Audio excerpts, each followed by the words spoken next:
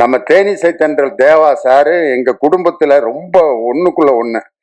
காரணம் அவரோட பாட்டை சொல்லிதான் பயங்கர பட்டிமன்றத்துல ஹிட் ஆனோம். லாலாக்கு டோல் டொப்பிமா கண்ணே கங்கம்மா இடுப்ப சுத்தி திருப்பி பாரம்மா அப்படின்னு சொல்லிட்டு இந்த பாட்டு கவிஞர் வாலி ஒரு பெண்ணை பெருமைப்படுத்துவதற்காக எழுதினார் அப்படின்னு சொல்லிட்டு அதுக்கு விளக்கம் கொடுத்தோம். லாலா என்றால் திருநெல்வேலியில் அல்வா கிண்டும் இடம், டோல் என்றால் அடுப்பு, டப்பி என்றால் மாவு வைக்கும் டப்பா. இப்படி அல்வா அடுப்பிலே வேலை செய்யும் கங்கம்மா என்ற பெண்ணே, உன்னுடைய இடுப்பை அடிக்கடி திருப்பிப்பார், ஏனென்றால் ஸ்டவ்விலிருந்து தீ உன் சேலையில் பற்றிவிடக் கூடும் என்பதற்காகத்தான் கவிஞர் வாலி லாலாக்கு டோல் டோப்பிமா கண்ணே கங்கம்மா இடுப்பு சுத்தி திருப்பி பாரம்மா என்று எழுதியதன் நோக்கம் இதுதான் அப்படின்னு சொன்னோன்னா எல்லாரும் உண்மை. வாலி என்னை பார்த்துட்டு கண்ணீர் விட்டு அழுதுட்டாரு. சத்தியமா நான் இப்படி நினைச்சு எழுதவே இல்லடா, ஏன்டா இப்படி ஒவ்வொரு பாட்டுக்கும் இப்படி அர்த்தம் சொல்லி உசுர வாங்குறீங்க அப்படின்னாரு. அந்த பாட்டு தேவாண்ணன் பாட்டு அன்னைக்கு தொடங்கினதுதான். அவருடைய பாட்டு எத்தனையோ பாட்டு மேடையில பாடியிருக்கேன். பஞ்சு மிட்டாய் சீல கட்டி பச்சை வண்ண ரவிக்க போட்டு கஞ்சி கொண்டு போறவளே நெஞ்சுக்குள்ள நீ வாரியா அடவாரி விட்டாக்க வரவழைச்சாக்க மடிதறிஞ்சாக்க வாரேன் பொங்க சிங்சா சிங்சா சிங்சா சிங். இந்த ரெண்டு பாட்டையும் ஐயா தான் மியூசிக் போட்டார். ரெண்டுமே எதுல இருந்து எதை கொண்டு வந்து மேட்சிங் பண்ணியிருக்காரு பாருங்க. அவர் வெறும் கானா பாட்டு வெறும் குத்துப்பாட்டு மட்டும் இல்ல, கர்நாடக சங்கீதத்தில் அவர் இசையமைத்த பாடல்களுக்கு நான் மிகப்பெரிய அடிமை. ஆனந்த பைரவிங்கிற ராகத்துல ஹரிகரன் பாடியிருப்பார். கொஞ்ச நாள் பொறு தலைவா ஒரு வஞ்சி கொடி இங்கே வருவா, கண்ணீரண்டில் போர் தொடுப்பா, அந்த வெண்ணிலவ தோற்கடிப்பா. ஆனந்த பைரவி ராகத்துல இவ்வளவு அழகான ஒரு பாட்டு. பாட்ஷா படத்துல அந்த பாட்டு வர்ற சீன் இருக்கு பாருங்க. ரஜினி சார் அந்த மெடிக்கல் காலேஜ் இடம் கொடுக்குறவன்ட்ட எனக்கு என்ன ஒரு பேர் இருக்கு காதுல போய் சொல்லுவாரு,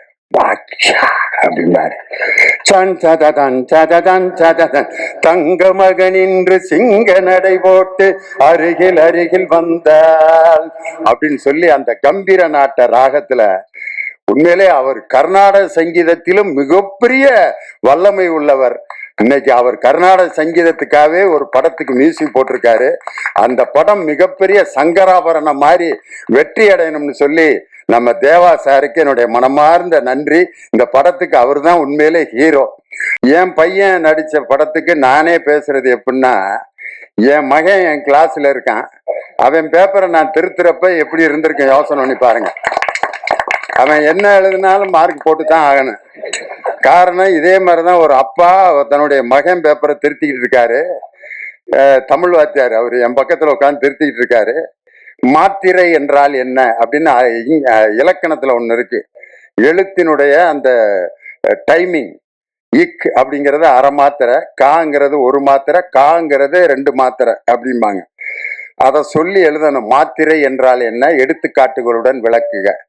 அவன் மறந்துட்டான் படிச்சத, அவனுக்கு தெரிஞ்ச மாத்திரை எழுதியிருக்கான்.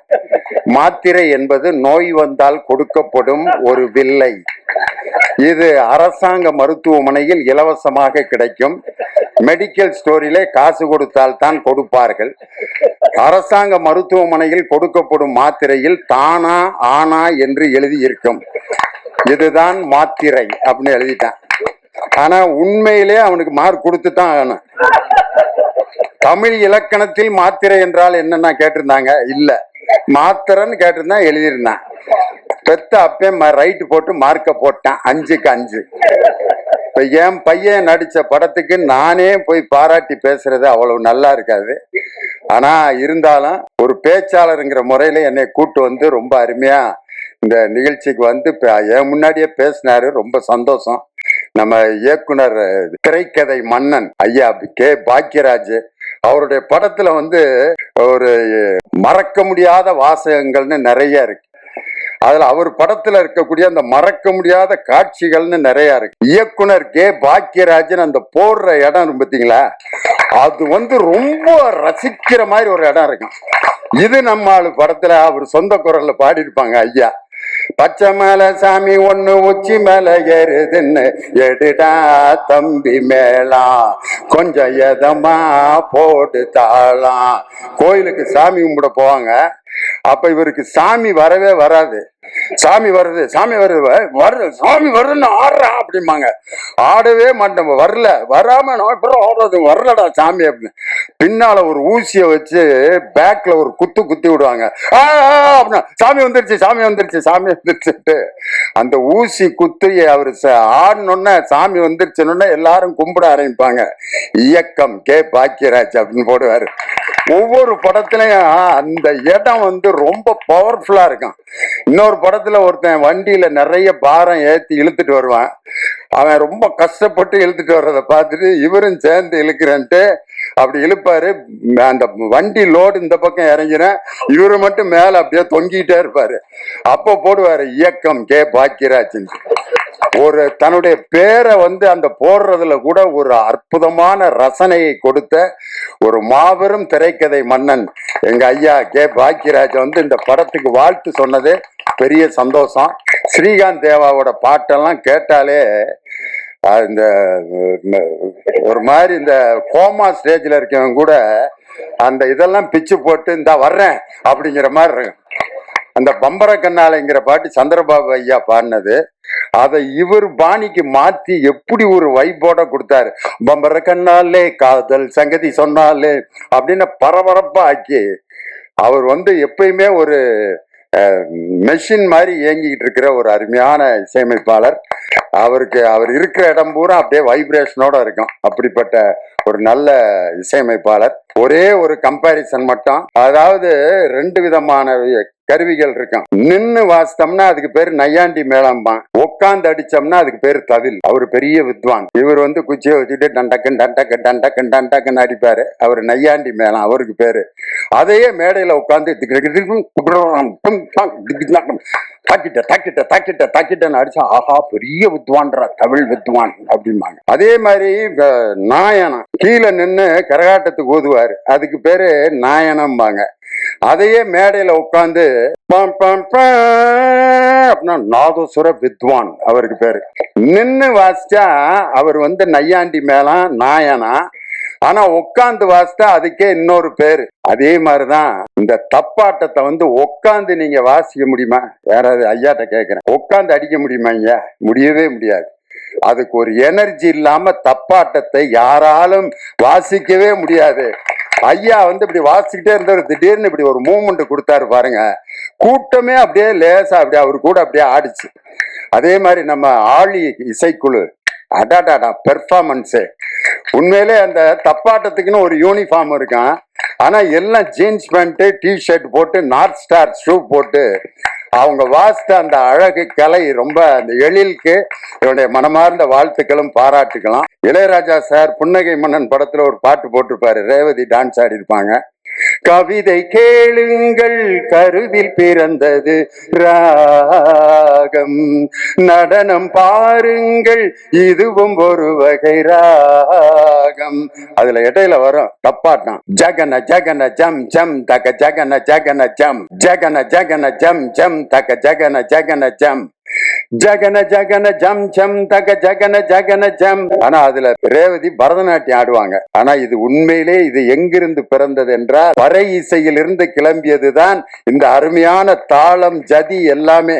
அதே மாதிரி இன்னொரு படத்துல ராமராஜன் ஐயா பாடுறப்போ ஒரு காதல் பாட்டுல ஜிஞ்சனக்கு ஜனக்கு நான் சொல்லி தரேன் கணக்கு, மனைவி கிட்ட கணக்கு சொல்றதுக்கு கூட ஜிஞ்சனக்கு ஜனக்கு தான். அது கூட பாருங்க, அதுக்கு பேர் காதல் பறை. ஜிஞ்சனக்கு ஜனக்கு நான் சொல்லி தர்றேன் கணக்கு. அதனால எல்லா பாடல்களிலும் இந்த பறை இசை என்பது மனிதன் தோன்றிய அந்த காலகட்டத்திலே தோன்றிய முதல் இசை எது என்றால் அது பறை இசைதான் என்பதற்கு இதுதான் எடுத்துக்காட்டு. இசையின் மூல ஆதார மொழி எது என்று சொன்னால் குழல் இனிது யாழ் இனிது என்று வள்ளுவரே எழுதியிருக்கார்னா 2000 ஆண்டுகளுக்கு முன்பே இசையில் தோன்றிய இனம் தமிழ் இனம்தான். அவனால் உருவாக்கப்பட்ட இசை இந்த பறை இசை. தில்லான மோனம்பால் படத்துல நாகேஷ் பாத்தீங்கன்னா அதுல சவுடால் வைத்தியா நடிச்சிருப்பாரு. ஏன்டா அம்பே சண்முக சுந்தரம் மகாராஜா ஊதுறது கூப்பிடுறாரு வர்றாடா, ஏண்டிமா மோகனா இங்க மகாராஜா கூப்பிட்டு இருக்காரு வந்துட்டு இருக்காடா அப்படின்னு பேசிட்டே இருப்பாரு. அப்ப பாலையா சொல்லுவாரு, இந்த நரம்பு பயலை வார் புட்டுச்சா எல்லாம் சரியா போயிரும்டா அப்படின்பாரு. அந்த நாயச நரம்பு புயல வார் புடிச்சாம்பார். அந்த மிருதங்கத்துல சுருதி சேர்க்கிறதுன்னு ஒரு இடம் இருக்கு. ஆனா பறை இசைக்கு அப்படிலாம் இல்ல. மக்களுடைய எண்ணங்களிலும் மகிழ்ச்சியிலும் ஒவ்வொரு விஷயத்திலும் உருவானது இந்த பறை இசை. விலங்குகளிடமிருந்து தன்னை காப்பாற்றுவதற்காகவும் மற்றவர்களுக்கு செய்திகளை அறிவிப்பதற்காகவும் உருவாக்கப்பட்ட இசை இந்த பறை இசை. எங்க ஊர்ல இந்த பறை இசை எப்படி பயன்படுத்தினாங்கன்னா 2 குரூப்புக்கு இடையில திருவிழாவில் சண்டை வந்துருச்சு. நான் இப்ப என்ன நான் அடிச்சு கொல்லாம விட மாட்டான் கத்திக்கிட்டு இருக்கான். அவங்க எங்க ஊர் நாட்டாம்காரர் வந்தாரு. எப்படா அவங்கள ஸ்டாப் பண்றதுன்னா பறை இசை கலைஞர்களை ஒரு 50 பேரை 20 பேர் இருந்தாங்க. வாங்க GN வேலுச்சாமி குரூப், அவங்க சப்பரத்துல வாசிக்கிறதுக்காக வந்திருக்காங்க. இங்க வாங்க இந்த 2 பேத்துக்கு இடையில அடிங்க எல்லாரும் அப்படின்னு இவன் பேசுறது அவனுக்கு கேட்கல, அவன் பேசுறது இவனுக்கு கேட்கல. கேட்டா தானே திருப்பி சண்டை போடுவேன். அடிச்ச அடியில இவன் பேசுறது அவனுக்கு கேட்கல, அவன் பேசுறது அவனுக்கு. சண்டை முடிச்சுட்டு அவன் பாட்டுக்கு போயிட்டான். நாட்டாம்காரரை பார்த்தேன், ஐயா எல்லாத்துக்கும் அறிவிக்கிறதுக்கு தான் பறைய பயன்படுத்துவாங்க, நீ சண்டைக்கு சமாதானத்துக்கு பறைய பயன்படுத்தின ஒரே ஆள் நீதாயான்ட்டு. அதனால இது போர் பறை மட்டும் இல்ல, போர் நடப்பதற்கு போரே நடக்காமல் சமாதானம் செய்வதற்கு கூட இந்த பறை என்ற இசை உதவி செய்யுங்கிறதுக்கு இதுதான் எடுத்துக்காட்டு. அப்படிப்பட்ட அருமையான பறை இசையை பற்றிய இந்த மாண்புமிகு பறை என்ற படம் டிசம்பர் 12ஆம் தேதி அன்னைக்கு ரிலீஸ் ஆகுது.